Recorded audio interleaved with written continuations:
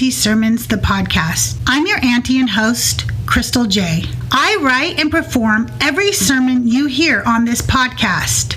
I also do the research, the editing, and at least for now, I'm the sound engineer too.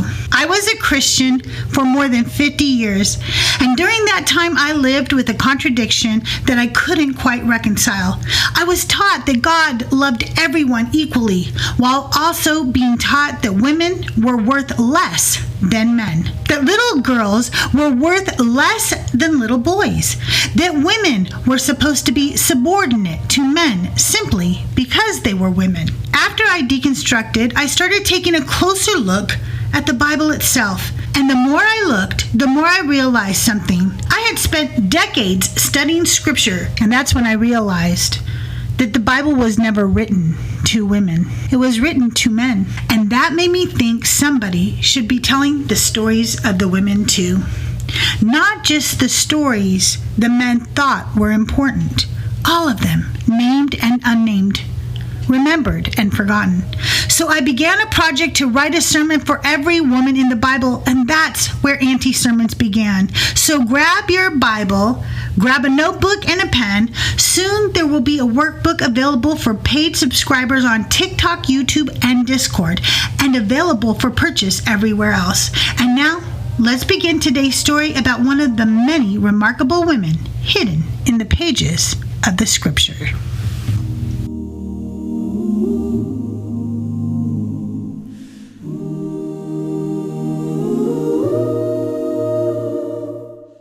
What's wrong with being curious? What's wrong with wanting some knowledge? This is Auntie Sermons, Eve, the woman who knew too much, expanded bonus edition. And I'm your auntie, Crystal J. Today, we're going to ask what's so wrong with the fact that Eve wanted some extra knowledge, a little wisdom. What made that so bad? Was she really the downfall of all humanity? Was Adam not deceived too? This and many other questions will be answered on today's episode of Auntie Sermon. So go get yourself a drink, sit back, relax, and let's get into it.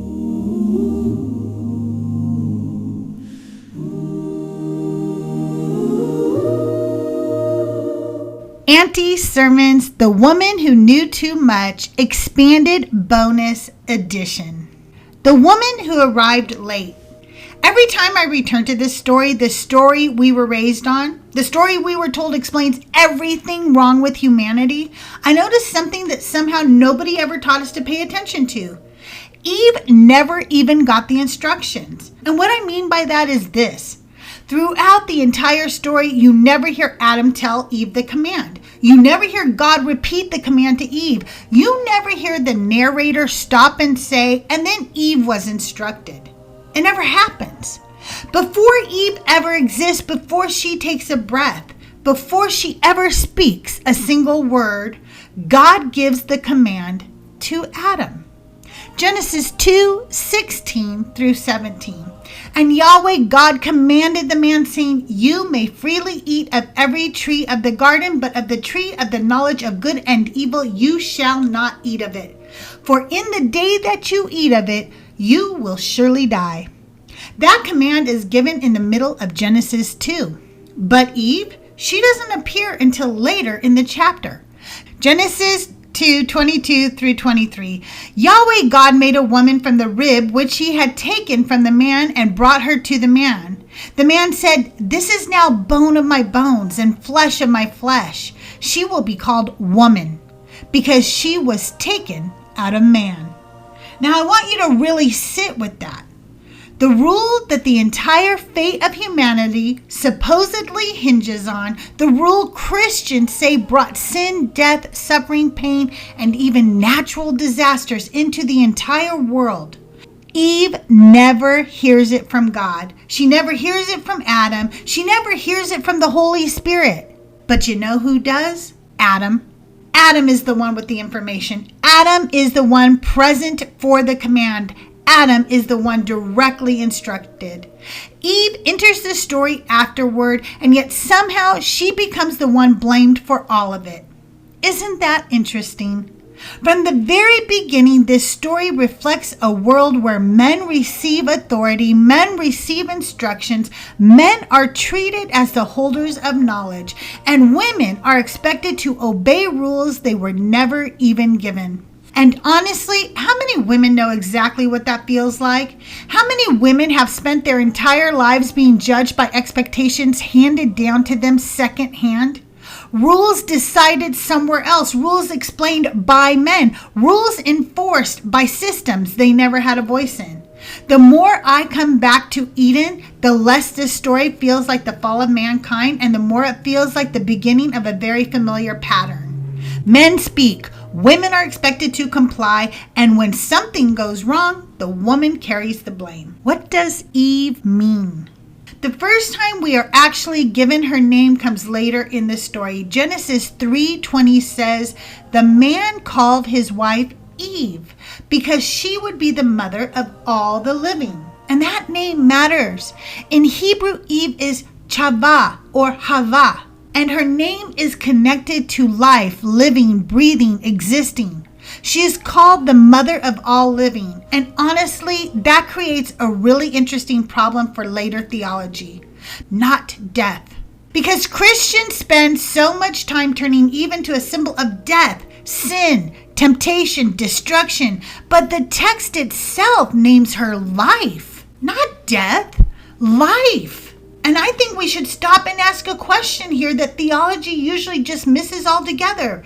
What does all living actually mean? Does it mean all humans, all humanity, all living beings? Because the Hebrew wording is broader than a lot of later teachings are comfortable with. And this is where the story starts getting really fascinating to me, because ancient men were writing these stories in a world where they did not fully understand biology, reproduction, or genetics. Throughout the Bible, you constantly hear language about the man's seed. The inheritance belongs to the man. The covenant passes through the man. The genealogy flows through the man. But scientifically, women are the ones who create life. Women carry the ovum, the seed. Women grow human beings inside their bodies.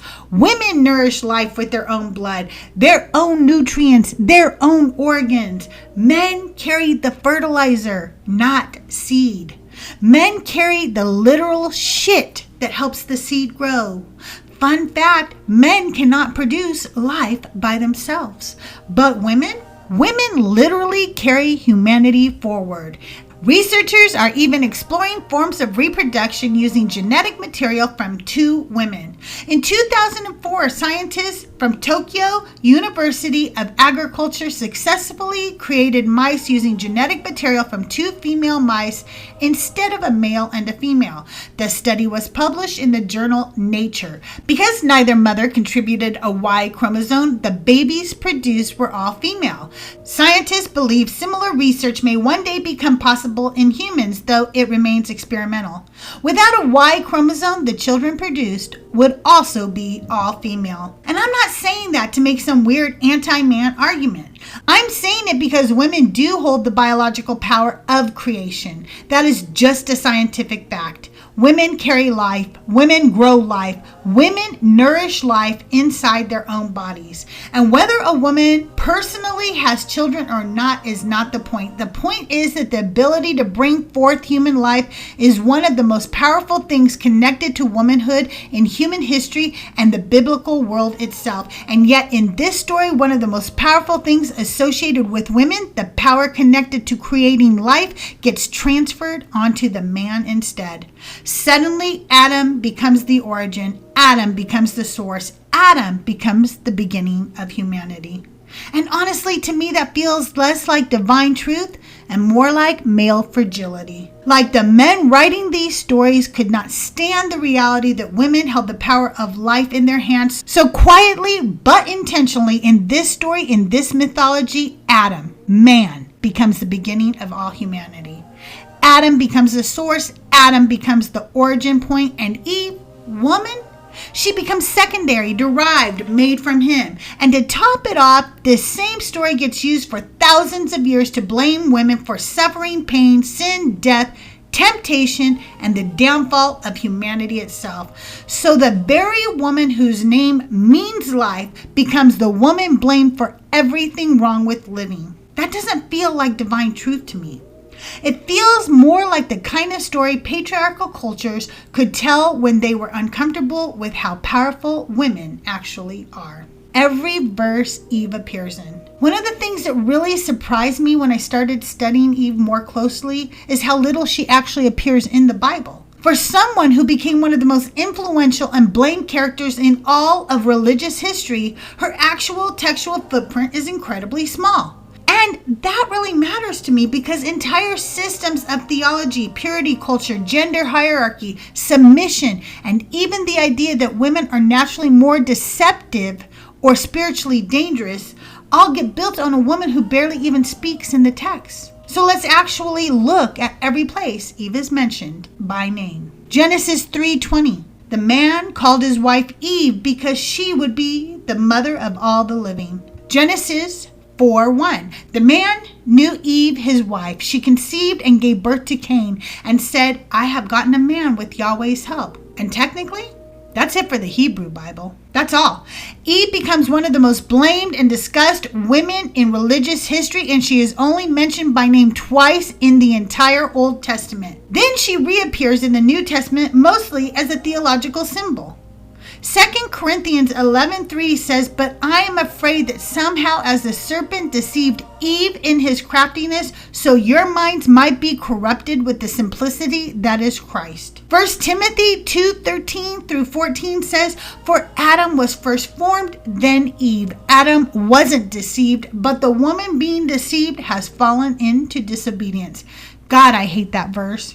Because what do you mean Adam wasn't deceived? He ate it too. Why does Christianity act like Adam was somehow standing there fully enlightened while Eve alone got tricked? What exactly are we supposed to believe happened there? That he heard the entire conversation, watched the whole thing unfold, accepted the fruit, ate it himself, and somehow none of that counts as him being deceived? If a sleazy solar panel company comes to my house and gives a deceptive sales pitch to me and my husband, and I sign first, but then my husband picks up the pen and signs right after me, he got deceived too. You don't get to participate in the exact same thing and then pretend only the woman was fooled. And yet for centuries, that verse has become one of the primary justifications for limiting women from teaching, from leadership, from authority, and from religious power. All from this story, all from this woman. But when you really lay out every verse Eve appears in, it becomes shocking how much cultural weight has been forced onto such a small amount of text. And here's a little nugget for you. In all the texts throughout the entire Bible, Eve never dies. Adam dies, Abraham dies, Isaac dies, Sarah dies, Rachel dies. But Eve, we never hear about her death. And sometimes, just to be contentious, when Christians point out to me that God said, on the day you eat of it, you shall surely die, and then try to argue that they eventually did die, I like to point out that Eve never did. At least not in the text. Sometimes I like to pretend she's still wandering around the earth somewhere. Because what do you mean you blamed the entire fall of humanity on this woman and you didn't even give her so much as a burial? A synopsis of Eve's story. I know I don't need to tell you this story. We've all heard this story. Hell, even people who aren't Christian or Jewish know this story. But I'm going to lay it out for you anyway, so here it goes. Eve's story begins in a garden, a woman created after the man, brought into a world already structured before she ever arrived. She lives in Eden with Adam, her husband, naked and unashamed, surrounded by abundance in a world where humanity is given dominion, told to be fruitful and multiply, and warned about the tree of the knowledge of good and evil. But then a serpent appears and Eve becomes the one who engages with it. The serpent questions what God said and Eve responds. The fruit is described as beautiful, desirable, and able to make one wise. So Eve eats, and then Adam eats too. Their eyes are opened. They realize they are naked. Shame enters the story. fear enters the story and blame enters the story. And from there, everything changes. God questions them. Adam blames Eve. Eve blames the serpent. The serpent is cursed. The ground is cursed.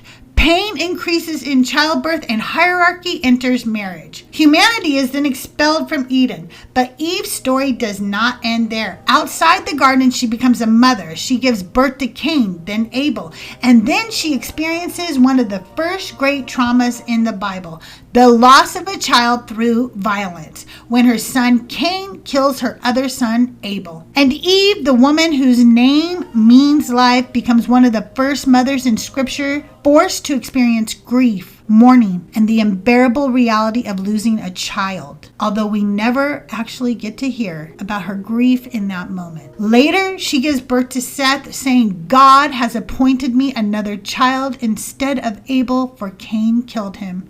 Genesis 4:25. And then almost as suddenly as she appeared, Eve fades from biblical narrative. No death account, no burial, no final blessing, no clean ending, just silence. And somehow from that silence, religion built one of the most influential portraits of womanhood in human history. Now, before we get into the rabbinical teachings, the Christian teachings, and any extra biblical traditions built around Eve, I want us to really stop for a moment. Let's go into the garden and let's zoom in and look at that tree, because it's important. I don't know about you, but when I was growing up in church, I was taught to read this story one way. Eve bad, serpent bad, fruit bad, case closed. But when you actually read the text, that's not really how the story is written. Genesis 3:6 says, when the woman saw that the tree was good for food, and that it was a delight to the eyes, and that the tree was to be desired to make one wise, she took some of its fruit and ate, and she gave some to her husband with her, and he ate. Look at how that fruit is described. It is good for food. It's a delight to the eyes, and it is desired to make one wise. Honestly, why wouldn't she want that? Why wouldn't anyone want that? Why is any of that bad? Why does any of that somehow equate to the fall of all humanity? That's one of the biggest questions I have with this story, because in almost every other place in the Bible, wisdom is treated like something sacred, something holy, something worth pursuing. When Solomon asks God for wisdom, he is praised for it. 1 Kings 3:9 says, give your servant therefore an understanding heart to judge your people, that I may discern between good and evil. And God rewards him for asking. Proverbs 4:7, wisdom is supreme. Get wisdom, yes, though it cost all your possessions. Get understanding. James 1:5 says, but if any of you lacks wisdom, let him ask of God, who gives to all liberally and without reproach, and it will be given to him. Christians preach sermons about wisdom. The book of Proverbs praises wisdom. James says to ask God for wisdom. But when Eve desires wisdom, suddenly it becomes the downfall of all humanity. I think that matters far beyond this story, because women throughout history have been punished for seeking knowledge too. Girls get denied education, women barred from universities, forbidden from holding degrees in science, technology, engineering, and mathematics. Women forbidden from preaching or teaching. Women mocked for intelligence. Women institutionalized for being hysterical when they challenged authority. Women accused of witchcraft because they understood medicine, healing, herbs, or childbirth. Over and over again, women who wanted understanding were treated as dangerous. And that's why this story hits so hard for me, because Eve's desire actually makes sense. The fruit is beautiful. The fruit promises understanding. The fruit promises knowledge. And remember, these two people are basically brand new little babes in the woods. Why wouldn't she want more understanding? These are human beings who do not yet possess the knowledge of good and evil. So how exactly was Eve supposed to evaluate the situation? How would she know who was lying to her? How would she know whether God was good or whether the serpent was good? How would she know whether God was evil or whether the serpent was evil? How would she even fully understand what evil was if humanity supposedly had not yet encountered it? And remember, Cain has not killed Abel yet.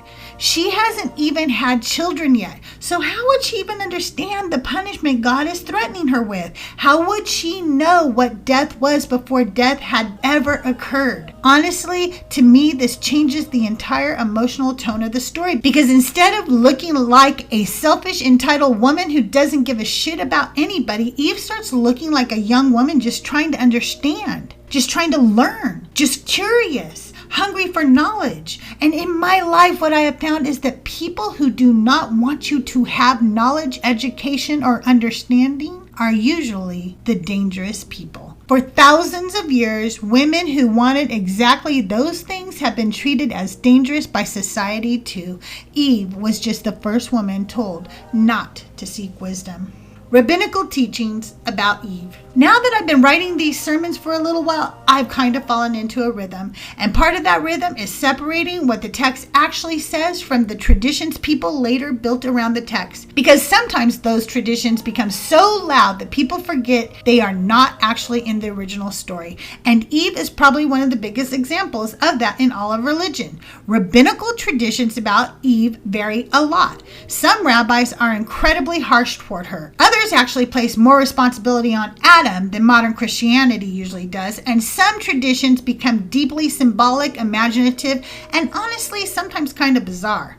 For example, in Genesis Rabbah, there are discussions about why the serpent approached Eve instead of Adam. Some rabbis argue the serpent saw women as more emotionally vulnerable. Do you hear the misogyny in that? Women are supposedly the emotionally vulnerable ones. I don't know about you, but I've been living a long time, and in that time, the overwhelming majority of wars, military invasions, mass killings, and violent power struggles have been initiated by men, because men have historically held most positions of political and military authority. But somehow women are the irrational, emotional ones. Okay. Others suggested the serpent approached Eve because Adam would have rejected the argument immediately.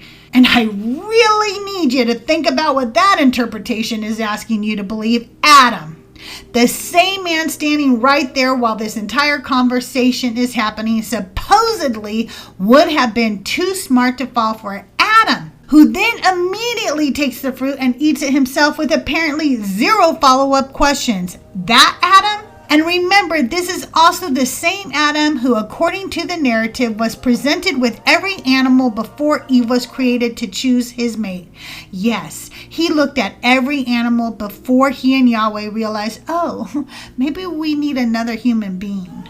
So apparently this is the intellectual titan we are supposed to believe would have immediately shut down the whole thing.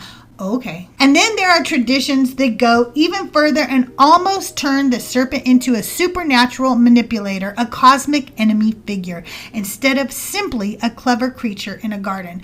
Some rabbinical teachings even imagine conversations and details that are never actually written in Genesis itself.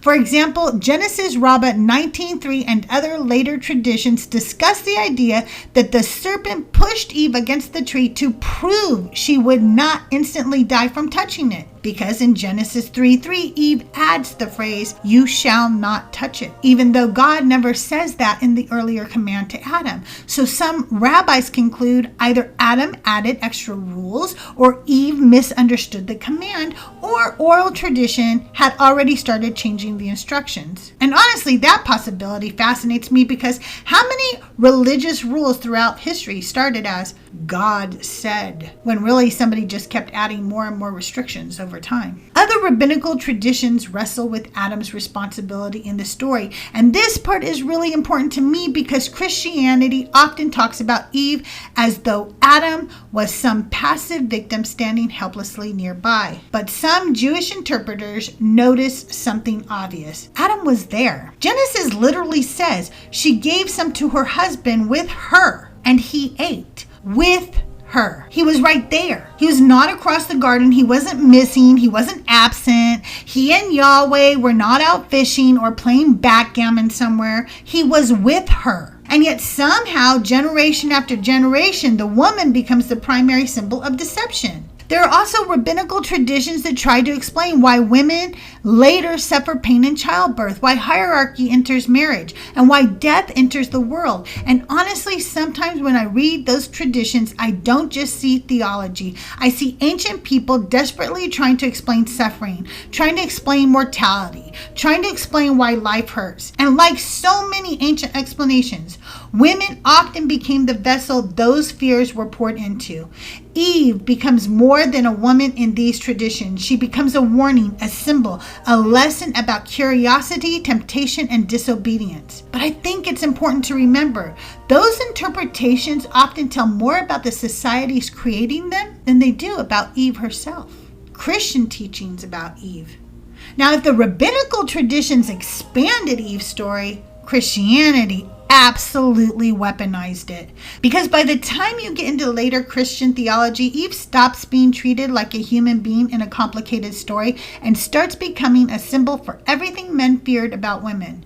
Church fathers like Tertullian blamed women collectively for the fall. At one point, Tertullian referred to women as the devil's gateway. That comes from Tertullian's work on the apparel of women, where he writes, "You are the devil's gateway. You are the first deserter of the divine law," because of Eve. Think about that. Entire generations of women grew up being taught that their sex itself was spiritually dangerous because of an ancient story about one woman in a garden.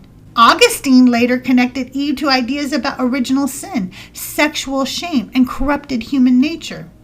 In The City of God and other writings, Augustine argued that humanity inherited a fallen nature through Adam and Eve's disobedience, and he tied sexuality itself to shame and corruption after Eden. Other Christian thinkers used Eve to argue that women were more gullible, more emotional, less rational, and naturally weaker spiritually than men. And those teachings didn't just stay theological, they shaped laws, church structure, marriage expectations, education, purity culture, and women's access to power. Even to this day, women have been told not to preach because Eve was deceived. Women have been told not to teach men because Eve was deceived. Women were told to submit because Eve caused the fall. And honestly, one of the strangest parts of all of this to me is how much Christianity focuses on Eve while simultaneously refusing to fully hold Adam accountable. Because according to the actual story, Adam eats it too, knowingly, willingly, and according to Christian theology, Adam is often treated almost like this tragic passive figure. Poor Adam. His wife saw a beautiful fruit that she believed would bring understanding, and the very first thing she does is share it with him. The text does not even say she pressured him. It just says she gave it to him and he ate. For all we know, he could have grabbed it out of her hand immediately. But somehow, over time, Eve becomes the temptress, the manipulator, the destroyer of mankind, while Adam gets treated like he just wandered into the situation accidentally. And over time, Christian art, sermons, and theology turned Eve into something mythical. The dangerous woman, the temptress, the spiritually reckless female who brought death and destruction into the world. And I think that had enormous consequences for real women. Actually, I know it did. Because once you convinced an entire society that women are naturally more deceptive, more easily deceived, more dangerous, or morally weaker, it becomes much easier to justify controlling them, restricting them, silencing them, excluding them from leadership, treating their curiosity as rebellion, and treating their intelligence as dangerous. So let's be so for real. That pattern did not stay in ancient history. You can still feel echoes of it even now. Anytime a woman is punished for asking questions, anytime a woman is told she is too much, too loud, too educated, too opinionated, too curious, too ambitious, that spirit is still here. And I think a lot of women recognize that feeling immediately when they read Eve's story, even if they were never taught to say it out loud. Extra biblical Eve. Now I want to take a look at the extra biblical material because Eve's story did not stop evolving once Genesis was written. In fact, the farther you move away from the actual text, the more imaginative the traditions about Eve become. There are Jewish texts, Christian writings, Gnostic traditions, and apocryphal stories that all try to expand the gaps Genesis leaves behind. And you know what? I think that tells us something important. People were never fully satisfied with the original story. They kept trying to explain it, expand it, fix it, moralize it, defend it. One of the most famous examples is a text called The Life of Adam and Eve, sometimes called the Apocalypse of Moses. These writings are not part of the standard biblical canon, but they were incredibly influential in both Jewish and early Christian traditions. And in these stories, Eve becomes far more emotional, far more tragic, and far more human.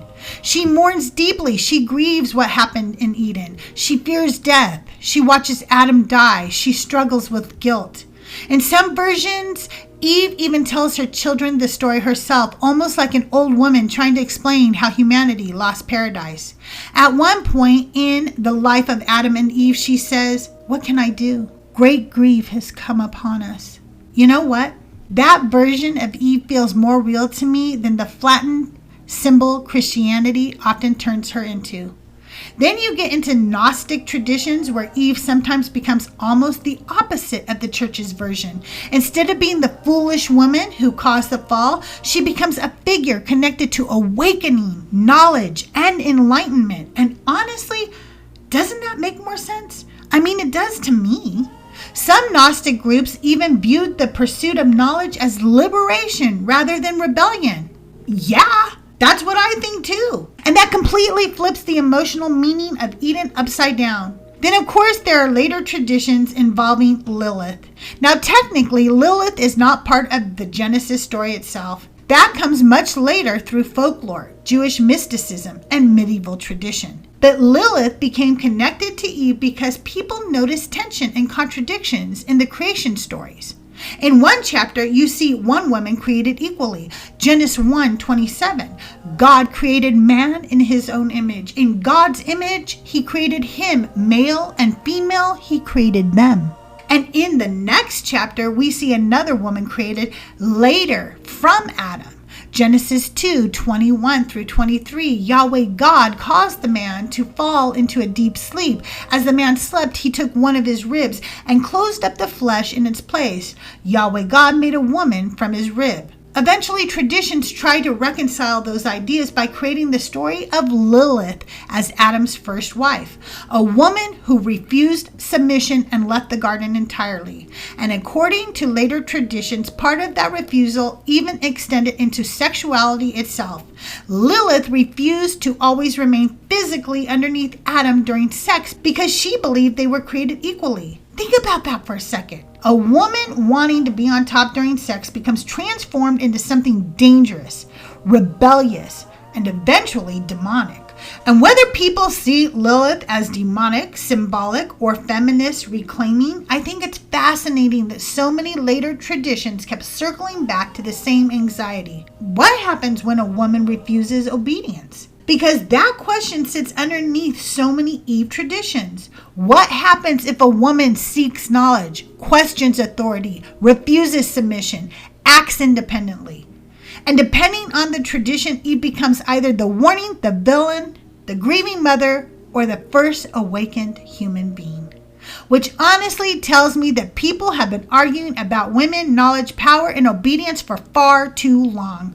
Eve became the canvas they projected all of those fears onto. But unfortunately, that didn't stay with Eve. The first blame shift. So now we arrive at what might honestly be one of the most familiar moments in the entire Bible, the blame shift.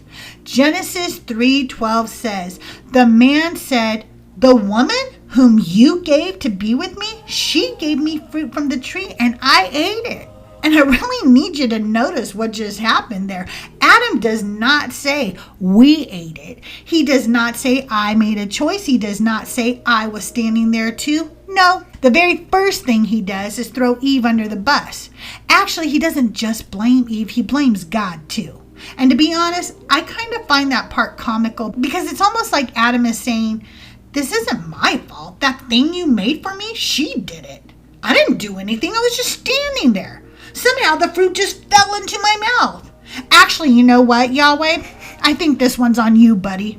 And doesn't that feel painfully familiar? Because how often throughout history have women carried blame for things men participated in willingly? How many times have women become the scapegoats for systems, desires, choices, and failures that men were fully involved in too?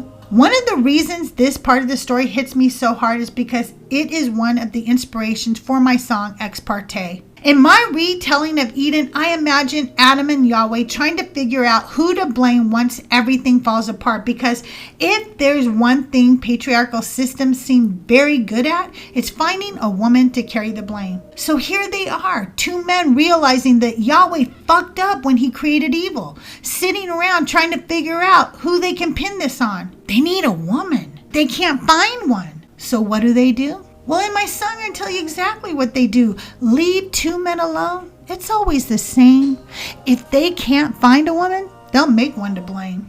So they made Eve. Adam was there. Adam ate too. Adam made the same choice. But generation after generation, Eve becomes the symbol of temptation, while Adam somehow becomes misled, tragic, passive, or even more disturbingly, messianic, because later Christianity will literally call Jesus the second Adam. And honestly, that contrast says a lot. The first human reaction to failure in the Bible is not repentance, it's blame.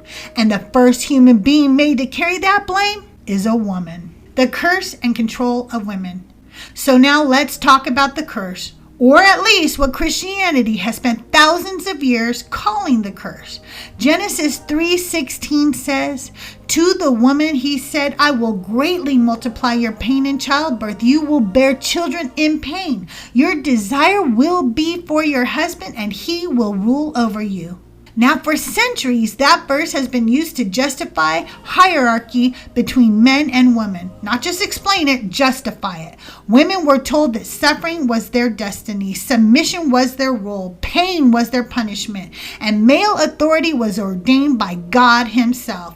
But the sad truth is that has had devastating consequences for women throughout history, because once suffering becomes holy, people stop trying to end it. They start romanticizing it. Women dying in childbirth, that's Eve's curse. Women trapped in abusive marriages, that's biblical order. Women denied autonomy, that's divine design. And I think one of the most dangerous things Christianity ever did with this verse was stop treating it like a tragedy and start treating it like an instruction manual. Because when I read Genesis 3, it does not sound like God saying this is good. It sounds like God describing a broken world, a world where pain now exists, a world where hierarchy now exists, a world where domination enters human relationships.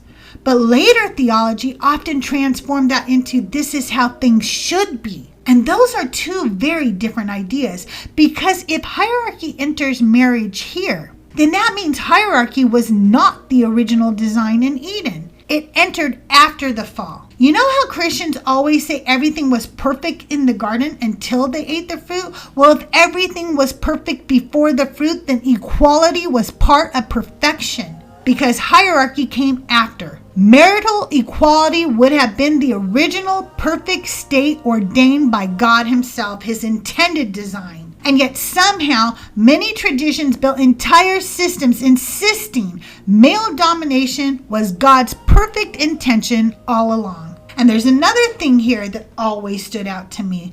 God tells Eve her pain in childbirth will be increased. Increased from what? She has never had a child before. How would Eve even know what childbirth pain was supposed to feel like?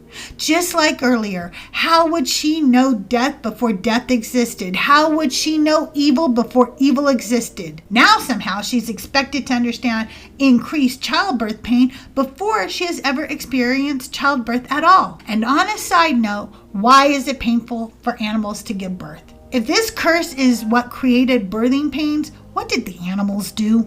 And then Adam's curse is fascinating too, or aggravating, depending on how you look at it. Because in Genesis 3:17 and 18, God says, "Cursed is the ground for your sake. You will eat from it with much labor all the days of your life. It will yield thorns and thistles to you, and you will eat the herb of the field." Did you catch that? Not many people do, but to me, there's something deeply ironic about how this entire catastrophe supposedly begins because they ate something, and then Adam's punishment is eating. Working the ground, growing food, eating from cursed soil. So Eve's punishment becomes bodily and reproductive. Adam's punishment becomes agriculture and economic. And both of those punishments map almost perfectly onto ancient gender roles. Again, this feels a lot less like divine truth to me and a lot more like ancient patriarchal societies trying to explain why childbirth hurts, why labor is hard, why relationships become unequal, and why life feels full of suffering. And I think women have carried the weight of those expectations for far too long. The Gifted program. Sometimes when I'm sharing these stories with you, I sound angry. I think that's because, frankly, I am. Honestly, this whole story hits me in a very personal way because it affected me throughout my life in many different ways. For instance, I learned very early on what it felt like to live in a world that quietly assumes intelligence belongs to boys alone. When I was in 6th grade, one of my teachers realized I was extremely smart and wanted me tested for the Gifted program. Now today that might not sound like a huge deal, but this was the 1970s. Girls were not routinely tested for gifted education. So the school sent a letter home to my parents, and I still remember how it began. Dear Mr. and Mrs., your son has shown great intellectual ability. Their son. The entire letter referred to me using masculine pronouns. And the wild part is they didn't even bother correcting it. No whiteout, no retyping the letter, no moment of, oh wait, this is a girl. Because somewhere deep in the system, gifted had already become associated with boy. I ended up becoming the first girl in my elementary school tested for the Gifted program. The 1970s. Look, I'm old, but I'm not that old. We're not talking ancient history here.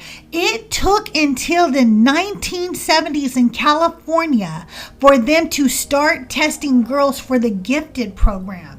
And instead of feeling proud, I remember feeling sad because all I could think about was how many brilliant girls came through that school before me. How many girls were overlooked, dismissed, or never even considered, not because they lacked intelligence, but because they were girls. And honestly, that feels connected to Eve for me because Eve becomes dangerous the moment she reaches toward knowledge, the moment she wants understanding, the moment she becomes curious. And women are still punished for that curiosity even now. Maybe not always with churches and theology, but with ridicule, dismissal, gatekeeping, mockery, suspicion. A woman who knows too much still makes people uncomfortable. A woman who asks too many questions still gets labeled difficult. And a woman who refuses to stay intellectually small still gets treated like a threat in a lot of spaces. And that's why I can't read Eve as just the woman who caused the fall. I read her as the first woman punished for wanting to understand the world around her. Punished for seeking knowledge. Still punished for knowing. This type of mentality about women didn't end thousands of years ago. It didn't end in the 1970s with my Gifted program. It still exists today. Everywhere we look, you can still watch society become uncomfortable the moment a woman enters spaces people think belong only to men. A perfect example of this is Christina Koch. This is a woman who became an astronaut, an engineer, a scientist. A woman literally selected to go around the moon on the Artemis 2 mission. Do you have any idea how much education a person like that has? How much training? Do you understand how intelligent somebody has to be in order to even work on a project like this, let alone be one of the people actually flying into outer space? And yet if you spend 5 minutes looking at the comments people make about her online, especially in right-wing conservative spaces, they mock her. People online said things like, did her titties bounce up and down too much? Her husband's still waiting for his sandwich. Imagine your wife going around the moon with 3 dudes. Isn't that disgusting? But it didn't stop because right-wing conservative men couldn't keep her name out of their mouths. They reduced her to a diversity hire. They treated her like a prop. They acted like she could not possibly have earned this place. And it wasn't just anonymous trolls saying these things. Matt Walsh said, NASA has officially entered its affirmative action era. It is incredible that we are at a point where NASA feels the need to check diversity boxes for a trip to the moon. Benny Johnson said, everything the Biden administration touches turns to woke garbage. Now they've turned the moon mission into a DEI experiment. Andrew Klavan said, we are living in a time where we have to pretend that these things, being a woman, being a minority, are accomplishments in themselves. The mission should be about the mission, not about making some feminist points. It's a degradation of the project. For fuck's sake, Andrew, how small is your self-worth? Weak, frail male egos are projecting. Charlie Kirk said, why is it the first thing they tell us is her gender and his race? If they were truly the best, you wouldn't need to lead with their identities. The fact that they do tells you exactly what the priority was: identity over excellence. Well, I don't know, Charlie. Maybe it's because it's groundbreaking. And Scott Adams said, NASA used to be about the boldest, toughest men on Earth. Now it's about checking boxes to satisfy the woke mob. It's an embarrassment to the legacy of the Apollo missions. Scott, you are an embarrassment to your mother for saying such a thing about any woman. Think about what all those statements have in common. A woman becomes one of the most accomplished astronauts on Earth, and instead of respecting her education, her training, her intelligence, and her achievements, people immediately start trying to explain why she did not really earn her place, why her accomplishments do not count, why her success must secretly be artificial. And I will forever be convinced that that mentality grew from the Garden of Eden itself. A woman reaches toward knowledge, achievement, understanding, and power, and suddenly society starts scrambling to explain why she does not really deserve it. Why what she is doing is bad. Why her accomplishments are not equal to the men around her. Why we should not acknowledge her at all. A woman who succeeds in spaces historically controlled by men still get treated like she is intruding. And that is why Eve still matters. Because Eve is not just one woman in one garden. Eve set the pattern. The woman who reached, the woman who wanted understanding, the woman society punished for it. And now every single woman is still paying for it. Eve wasn't the fall. When I was a Christian and I was told the story of Eve and told that all of our pain, our suffering, our period pain, our childbirth pains all came from this woman not being able to resist a delicious snack, I hated her. I really did. Every time I had a period and every time I gave birth, with each contraction, I thought one day I'm going to get to heaven and I'm going to kick Eve's ass. And I know that sounds silly, but let's be honest. My entire belief system at that time was silly because I had been taught to blame a woman for everything wrong with the human experience. I had inherited the warning. But when I look at Eve now, I don't see the fall of man. Instead, I see the rise of womanhood. I see the first woman who reaches beyond what she has been told, the first woman who acts from her own curiosity, her own hunger for understanding, her own desire to know more than the world wanted her to know. Guess what? That terrifies patriarchal systems because obedient people are easier to control than curious people. And women who ask questions have always been dangerous to systems built on hierarchy. That's true with religion, that's true in politics, that's true in marriages, it's true in culture.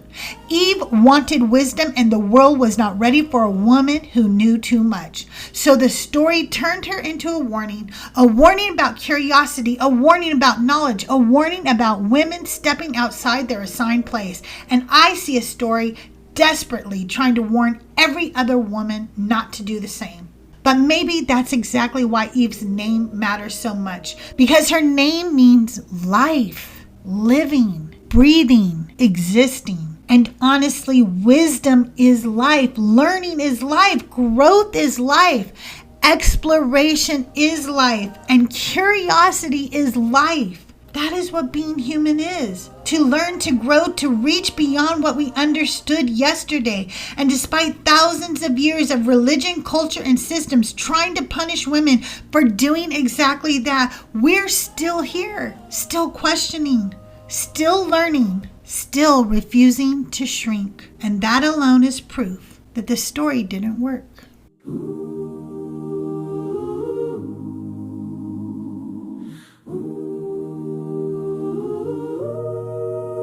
I hope I'm not late to the party. I've got something to say, and I want every gentleman here to have a front row seat for this ex-party. An ex-party for the ladies. One side talks, one side stays mute. You carved your covenant in marble, but forgot the feet that swept the pews. We bore the sons that filled these seas, and you signed the pact without the wound that bleeds.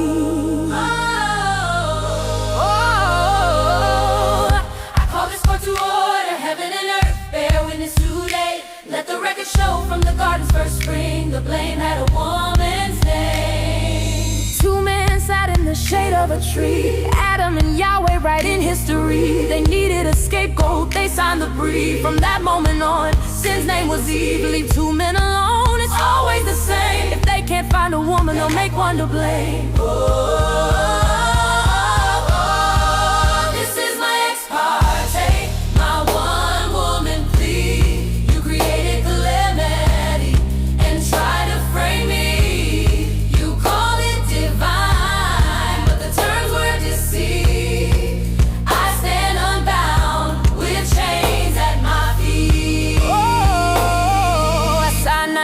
No woman was hurt, Shekinah silenced, her fate secured. Let the judge and jury see, the law can't bind what we didn't concede. The contract is null as defined, may the record show no woman signed. We never needed a savior or lamb, because the truth is sin's name is man. Sin's name is man. Oh, in the land of Egypt we lit the flame. Our mother's prayers, our songs unashamed. We worship the heavens, the stars, the seas. We knew the truth before their decrees. At Sinai the men left us behind, abandoning women, blind leading the blind. We bore the children, we kept the fire. They stood on our backs as they climbed higher. Once our rituals were pure, hands in the earth, spirit sure. With Asherah raised, they gave us no choice. But no God, no man can silence her voice. May it please the court to hear my battle cry. We denounce the God, we denounce the lies. The pens were theirs, the scrolls they made. It is man's guilt and man that needs saved. Sisters rise, rise up now. We hold the power. It's time they bow. Sinai was never ours to share. Without the glory, there's no guilt to bear. Every woman today stands free. If sin is owned, man holds the deed. The contract is null as defined. May the record show no woman signed. We never needed a savior or lamb, because the truth is sin's name is man. Yes, sin's name is man. Yes, the truth is sin's name is man. Sin's name is man. Yes, the truth is sin's name is man. Sin's name is man.